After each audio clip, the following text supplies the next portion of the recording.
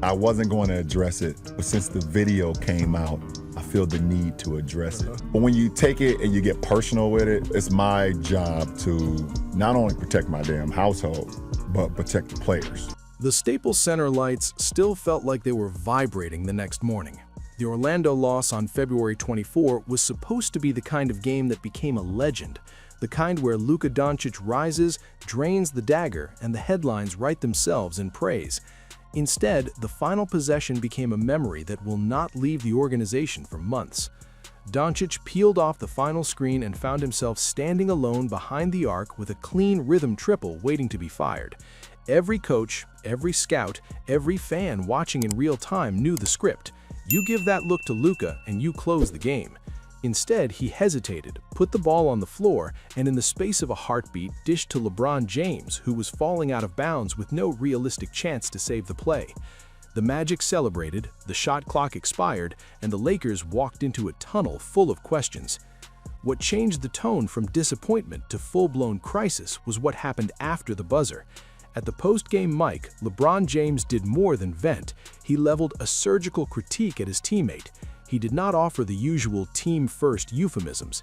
He did not say, "We will learn from this." He looked directly at the camera microphones and told reporters to go ask Luka what he saw. Those 5 words detonated across social media like a fuse because they read as a public indictment. In a room full of players who had been trained for decades to cover for each other after mistakes, LeBron refused to cover. He put Luka on the hot seat in a way that made it impossible to walk back. How did you feel about the tweet that LeBron sent out? Bronny was better than some current NBA guys. We do guys a lot of sorry in our league, I'll be honest.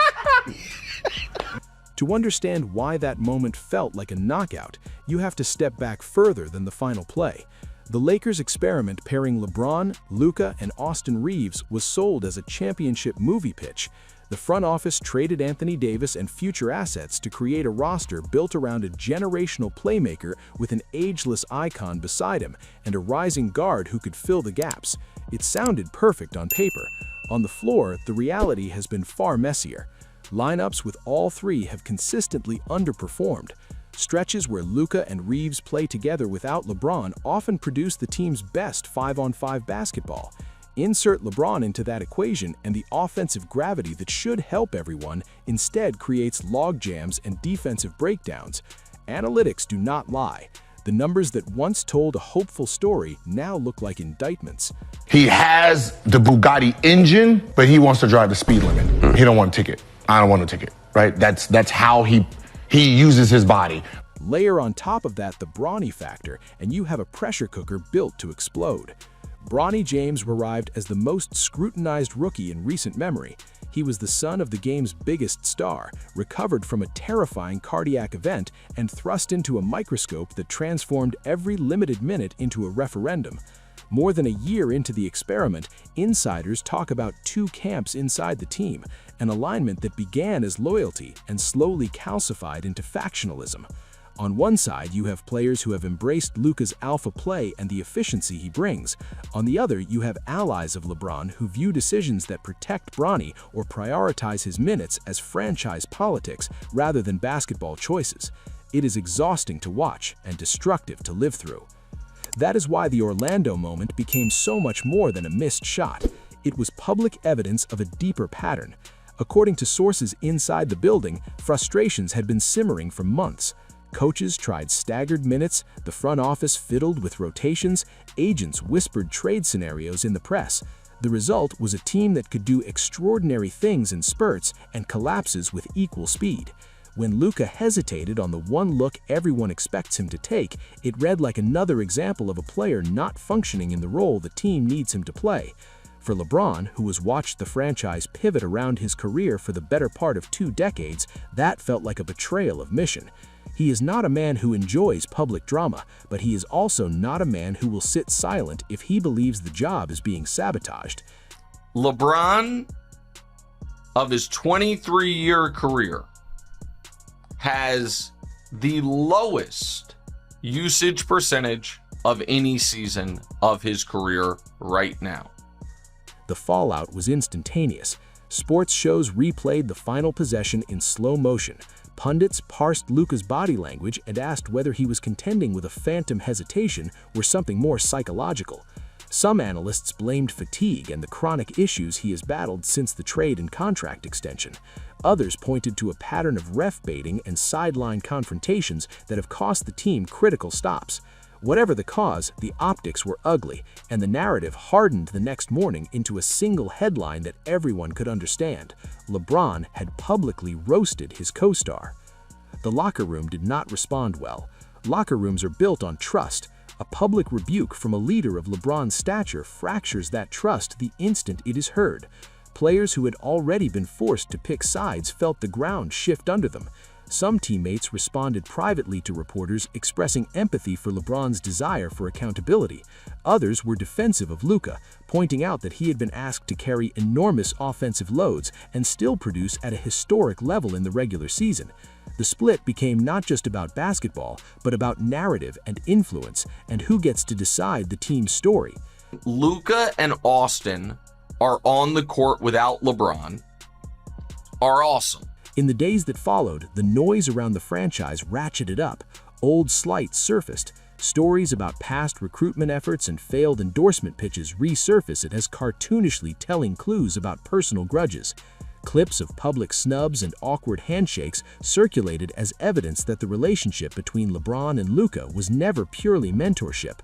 Add to that the presence of high-powered agents and the occasional tunnel scuffle over personnel or perceived slights, and what should have been internal tension wound up played out publicly. There was another layer that made this different from typical star friction. Bronny sits at the center of this swirl for reasons that have nothing to do with his own actions and everything to do with his lineage. LeBron's protective instinct is visceral, honed by the memory of his son's near-catastrophic medical emergency and the daily reality of parenting under constant glare. That dynamic complicates every conversation about playing time and development. When a veteran or a coach appears to prioritize Bronny, even if it's for developmental reasons, it is often reframed by those on the outside as favoritism or franchise politics. All of that pressure makes the environment more brittle and the consequences of small mistakes far more explosive. Defense has to do with the fact that Luka doesn't defend, Austin can't defend, and LeBron's 41. So that part is... Meanwhile, the front office finds itself trying to navigate through smoke and mirrors. Constructing a roster that balances superstar minutes, development pathways, and cap reality is already a complex job. Doing it while managing the career arc of a 41-year-old megastar, preserving the development of a young phenom, and maximizing the immediate value of a rising star guard is a masterclass in impossible choices. Trade rumors never stopped. Media narratives about a post-LeBron rebuild replaced confident assurances in quiet meetings. The uncertainty around LeBron's long-term plan injected urgency into conversations that might otherwise have been patient.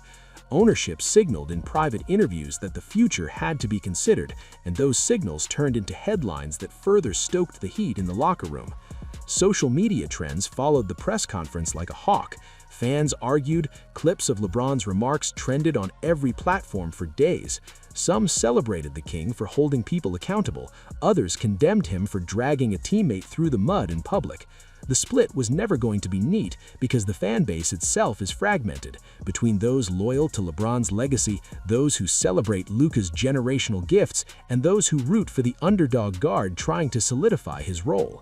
LeBron and Luka aren't, because LeBron can't help the hole, the clear deficiency that's in Luka's game. He's an atrocious defender, and he's not in great shape, and LeBron doesn't have the four-quarter energy he used to. It's not LeBron's fault.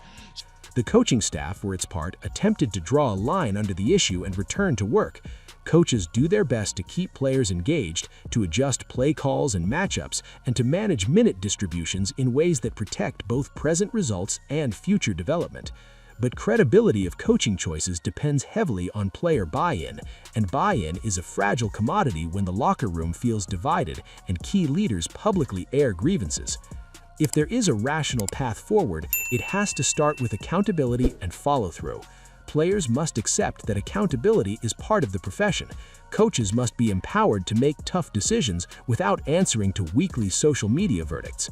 Front offices must prioritize coherent strategy over personal appeasement. Ownership must be clear and consistent about the organization's long-term vision. Without those elements in place, small moments like a missed shot or a hesitated pull-up turn into existential crises that threaten the season. From the outside, the scene looks almost Shakespearean. A veteran with everything to lose, a young superstar garnering praise and resentment in equal measure, and a rookie with the weight of family legacy on his back. Each night, the team takes the floor, playing out both basketball and soap opera. The Orlando loss did not create the fissures, it simply revealed them in high definition. LeBron's post-game mic drop was not just about one pass, it was a public expression of a private frustration that had been growing for months. What happens next will tell us whether this team can weather the storm or whether the experiment was doomed from the moment the trade was inked. If LeBron and Luka can repair what is broken between them, and if the locker room can rebuild trust quickly, there is still a path to contention. If the rifts calcify and the choices coming off the season are more about damage control than championship construction, fans will look back on the Orlando loss as the night the partnership cracked beyond repair. Until then, the headlines will keep coming. Analysts will continue to slice the tape, fans will argue in comment sections, and the team will play game after game with internal dynamics now under a global microscope. The Lakers are at a crossroads. The next chapter will depend on whether leadership chooses to confront the root causes or to paper over the damage with sympathy and sound bites. LeBron's words in that press room made one thing clear: he expects answers. Whether the organization gives them honesty and speed will decide not only how this season ends, but also how the legacy of this era is written. Let us know who you are supporting here.